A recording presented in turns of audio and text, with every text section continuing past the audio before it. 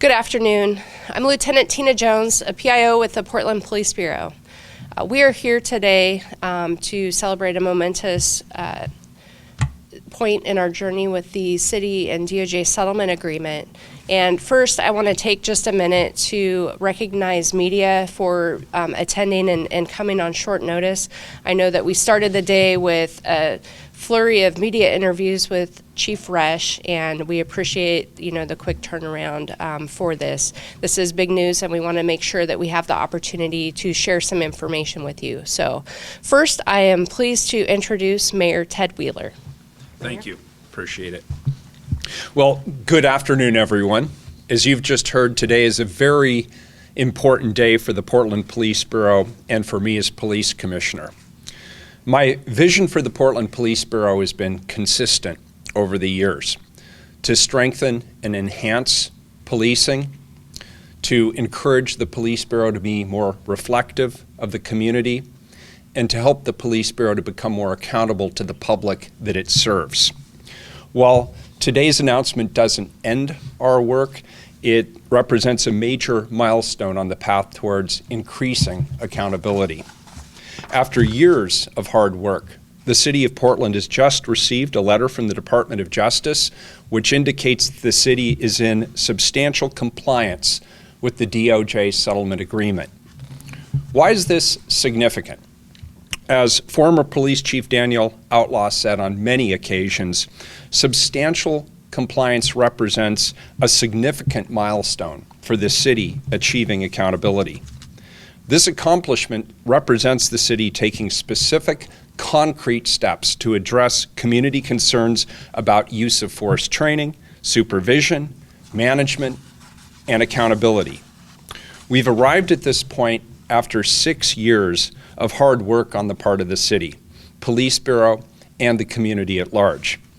As a city, we've all worked tirelessly together to embrace and enact the settlement agreement. Some background. All the way back in 2011, at the request of the City of Portland and community members, the United States Department of Justice agreed to investigate the Portland Police Bureau. The City and the Department of Justice developed a plan to address the findings and to improve PPB's provision of services to the community. This resulted in a negotiated settlement agreement approved by the court in 2014.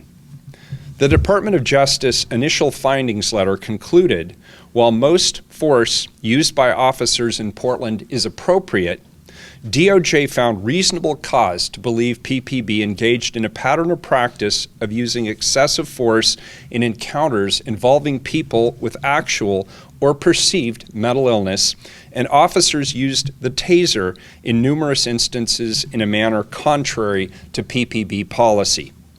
The DOJ found deficiencies in policy, training, and supervision, and deficiencies in the overall mental health delivery system. The DOJ concluded gaps exist in the state's mental health system, which led to an increase in police encounters with people with mental illness issues, including people who are in crisis. These gaps still largely exist today. As Mayor and Police Commissioner, I take the work on this agreement very seriously. The DOJ made well over 120 specific recommendations for improvement, including having all officers receive crisis intervention training, work on de-escalation techniques, and increase community engagement. And PPB went immediately to work. The true test of any organization, or any person for that matter, is how they respond to the challenges at hand, especially one that can be difficult to hear or to acknowledge. When challenged to do better, be better, and evolve, the Portland Police Bureau answered the call. Among other things, PPB has revised its force policies, improved its force training, and implemented a rigorous after-action supervisory review process. PPB has increased the number of supervisors on the street and increased supervisor training. PPB created the Behavioral Health Unit and expanded the Behavioral Health Unit mobile teams to 5. They proactively addressed accountability by creating new systems to audit all uses of force and to track other performance dimensions. And at my direction, the PSEP, which is the Portland Committee on Community Engaged Policing, has been created to replace the old COAB. I'm very happy to report that PSEP is actively pursuing efforts to increase community outreach and engagement. The goal of PSEP is to improve community trust in the police. Even with all of these changes, I want to underscore there is more work that needs to be done. We need to collectively provide more services and support to people experiencing mental illness, and we need to continue to explore ways to reduce uses of force, including deadly force. We also know that we have work to do to address racial disparities in the criminal justice system. The city and PPB are committed to continuing to do that work, as am I. In conclusion, I'm extremely proud of all the work that's been done to achieve this recognition by the Department of Justice. I want to thank the hardworking members of the Portland Police Bureau for their professionalism on implementing the agreement. I want to thank my colleagues on the City Council, both those who are currently elected and those who have previously served on the City Council, and all of our partners at the City Attorney's Office, especially Tracy Reeve. Thank you, Tracy. And of course, U.S. Attorney Billy Williams and his team at the United States Attorney's Office. I also want to thank the Albina Ministerial Alliance and the Portland Police Association for their support and involvement in the implementation process. I want to thank my staff who've worked tirelessly to help accomplish this goal. My Chief of Staff, Kristen Dennis, Policy Director, Nicole Grant, former Senior Public Safety Advisor, Burke Nelson, and Senior Policy Advisor, Robert King, have all helped my administration on our work to accomplish this important goal. And finally, I want to thank every Portlander who's helped with the implementation of this agreement, been patient with us as we've made these significant improvements. Thank you. Thank you, Mayor Wheeler. Next, I have the pleasure of introducing Chief Jami Resch. Thank you all. I met with many of you this morning, so I appreciate you coming back on such short notice. Today is an important day for the Police Bureau, and I want to start out by thanking many people. First, and especially to the men and women of the Portland Police Bureau who have embraced change over the course of several years. Change is not always easy, and we have made substantial changes over the years, which means Bureau members have had to learn new skills, be open to critique, be held accountable at an increased level, and continuously strive to improve. Also internally, I would like to thank the PPB DOJ Compliance team, as well as members of our Professional Standards Division, Training Division, Community Engagement Unit, Strategic Services, Policy Team, and countless Bureau members who have worked tirelessly on many initiatives which have made us successful. I'd like to express my appreciation to the members of the Department of Justice assigned to this settlement agreement and the Portland Compliance Officer Community Liaison, our partners at the City Attorney's Office, and U.S. Attorney Billy Williams and his staff. To our community, thank you. Thank you for working with us, often through difficult conversations. Your input and support throughout these changes and moving forward are critical to our success. Oftentimes, I feel as though these changes are reported as PPB versus the community, when in fact it is a collaborative effort. Through our work with the Department of Justice and with the community, we have made significant changes to the Police Bureau. These changes have increased our ability to hold ourselves accountable and to assess our own performance and to see where we need to make further changes moving forward. The changes we have accomplished will continue to have positive impacts directly in our community. There are many critical and important accomplishments, but I want to highlight a few. We made substantial changes to many of our policies, including our use of force policy. We implemented those changes only after significant feedback from our community. We also changed the process to review and revise our policies and to increase transparency and provide greater opportunity for public input. We made changes in training as well. While we already provided and continue to provide every officer with crisis intervention training, we added de-escalation, equity, implicit bias, and procedural justice classes for all officers. We also created a specialized group of volunteer officers who have received enhanced crisis intervention training and who respond with specific calls involving those experiencing mental health crisis. We created the Behavioral Health Unit with mobile teams pairing an officer with a trained clinician from Project Respond to work proactively with individuals experiencing mental illness who have multiple or high-risk contacts with police. We restructured and expanded our accountability systems, creating a force inspector and adding force auditors who now audit all uses of force. Additionally, we track and audit all use of force involving persons experiencing mental illness or in mental health crisis. Those functions are now overseen by an inspector general who reports directly to the chief of police. Internal affairs investigations are also more timely, and the majority are now resolved within 180 days. We have increased our transparency. On our website, we provide quarterly reports on force for anyone to read. We also have an interactive dashboard, historical reports, and summaries of officer-involved shootings, including investigative files and grand jury transcripts. A common misconception is that substantial compliance with a settlement agreement will result in 0 officer-involved shootings. Being in compliance means that we have done everything to minimize using force on those experiencing mental illness. We will continue to seek ways to minimize the use of deadly force, particularly in interactions with those people experiencing mental illness, and we share the community's desire to reduce and ideally avoid all uses of deadly force. It is also true that police officers must be prepared to protect others and themselves in dangerous, dynamic, and chaotic situations. This sometimes means officers find themselves in situations where they have to use deadly force to protect themselves or others.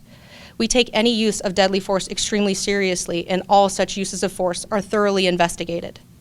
For example, when a use of deadly force results in death or serious injury, we conduct a criminal investigation and forward the case to the Multnomah County District Attorney's Office for consideration to convene a grand jury to determine if there is any crime related to the officer's actions.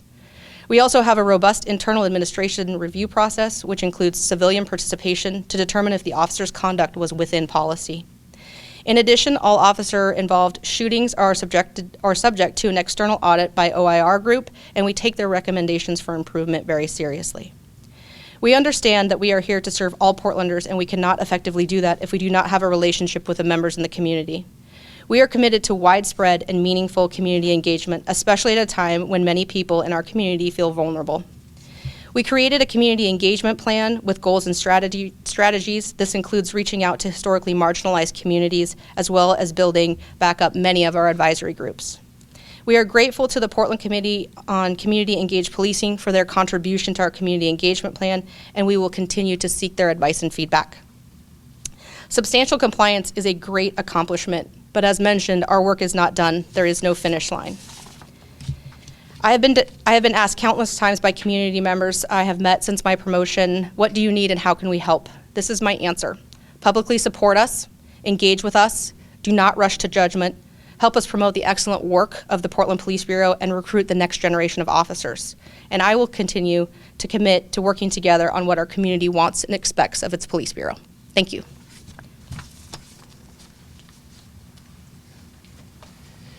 Thank you, Chief Resch.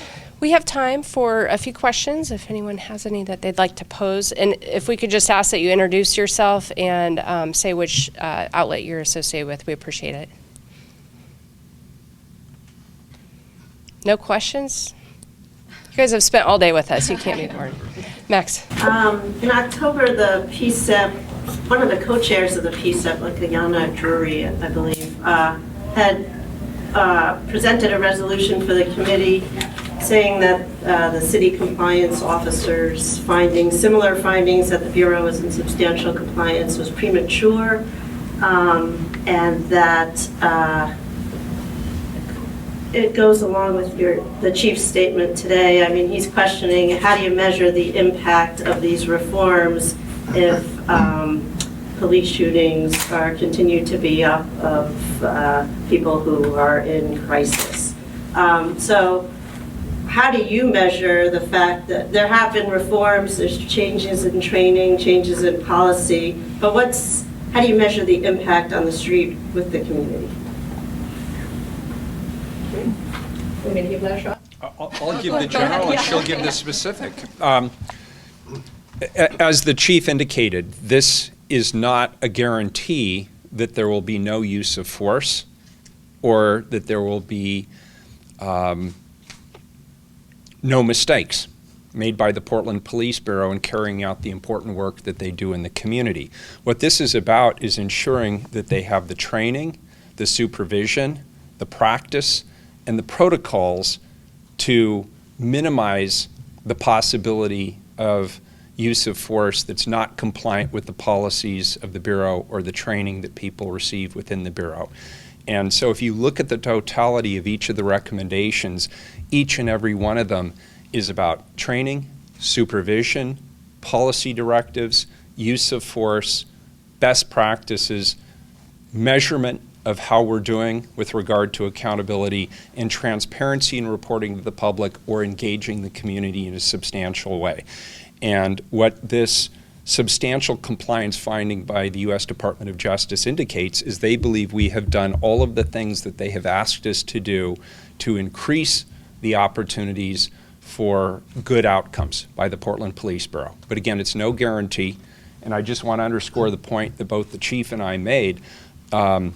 You'll notice we're not coming in here and celebrating, even though this is a very important milestone along the path towards improving accountability of the Police Bureau. We have both said that there is work that needs to continue to be done.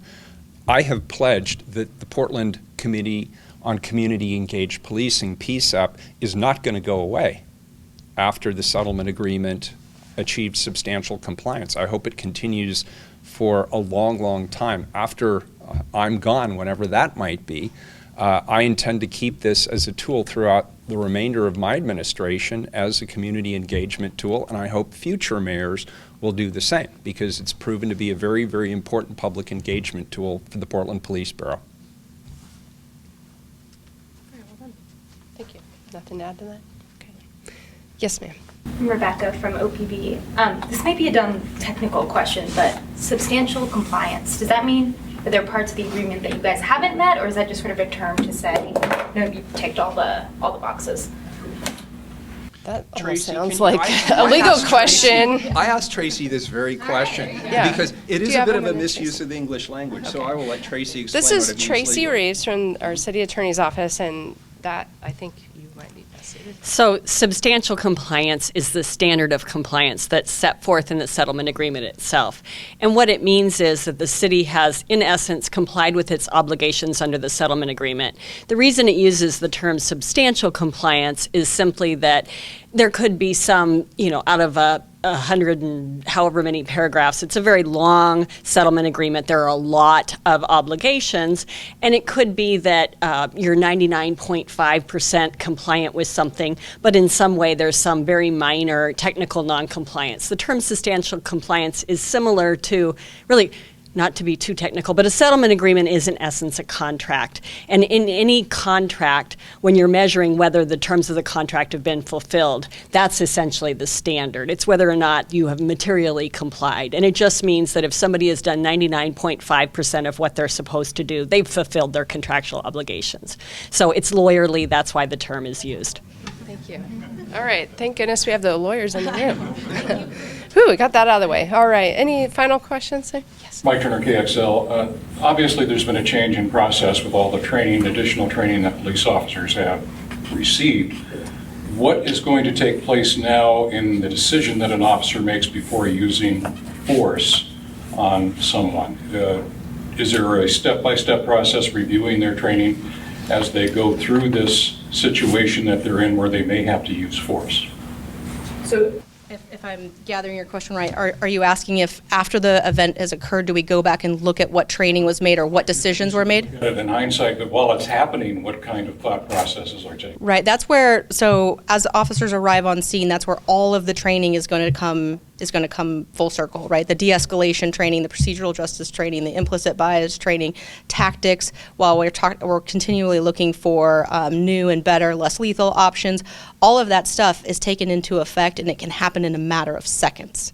So everything that the officer is trained to do, and that's why we repetitively train on things, because when you're placed in stressful situations, you revert right back to your training. So that's why it's an ongoing training. And like I said, all of those things are taken into consideration: your surroundings, the type of call it is, have you interacted with this person before, what are my less lethal options, how many other officers are around. All of that stuff is taken into effect in the blink of an eye, basically. And then all of that is reviewed at a very, very fine level. Question for the chief.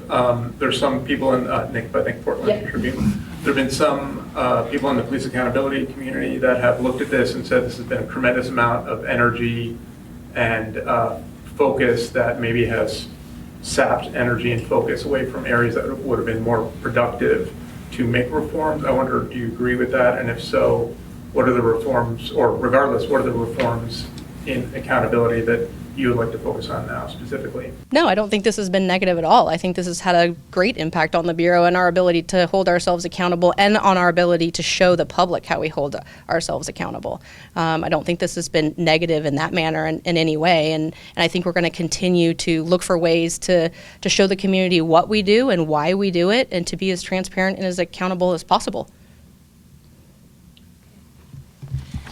I just want to again thank everyone for your attention. We also are recording this, so we'll post it online if anyone missed it. But again, thank you, and thanks to everybody who was able to show up today, and to our teams who made this day possible. Thanks. Thank you, everyone.